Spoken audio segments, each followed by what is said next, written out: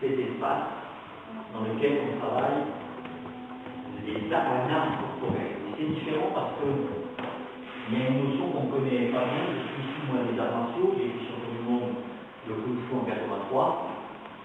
C'est ça date. J'ai entendu les commentaires.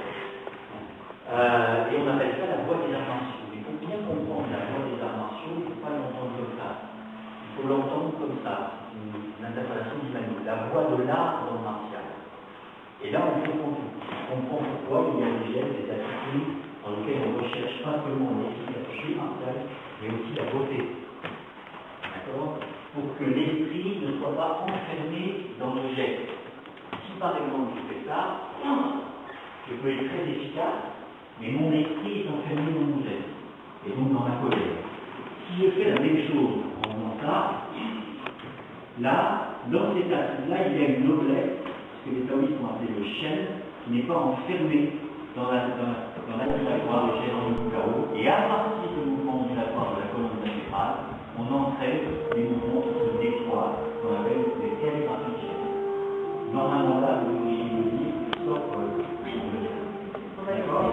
Je pars pendant un ligne, je m'arrête et on met une main sur le plancher pélvien, une main sur le coccyx sacral, sans tendre les genoux, sans plier les genoux, pardon, en allongeant les genoux.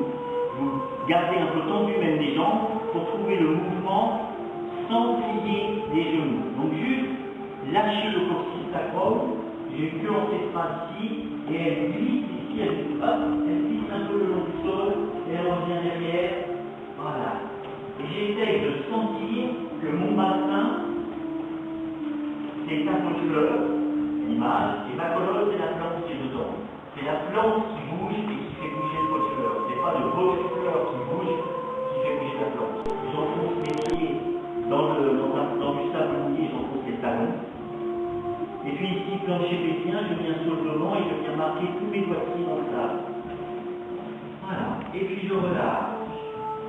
Et donc la main qui était devant, vous la passez derrière. Ici, au niveau de la deuxième dorsale. Là. Et là, vous relâchez et vous sentez qu'il y a un étirement, une respiration des lombaires.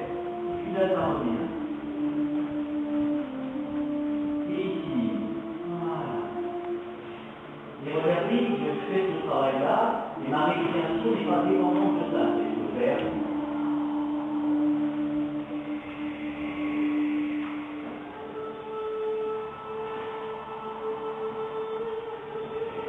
Vous mettez l'accéléré.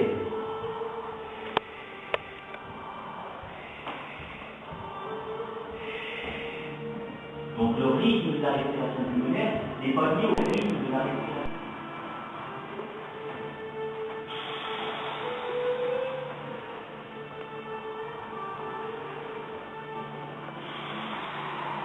La main qui est ici, elle doit être confortable, la partie ici, elle est là.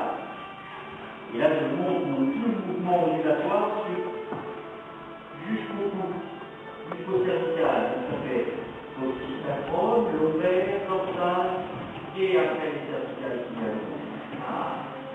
Et donc, plutôt pareil, une décompression. Et puis là, comme c'est une mise en bouche du Tao, et vous allez mettre les deux mains à la tête ici, pour avoir le même travail avec le lâcher du coccyx sacral et faire venir jusqu'au crâne. Et on revient ici.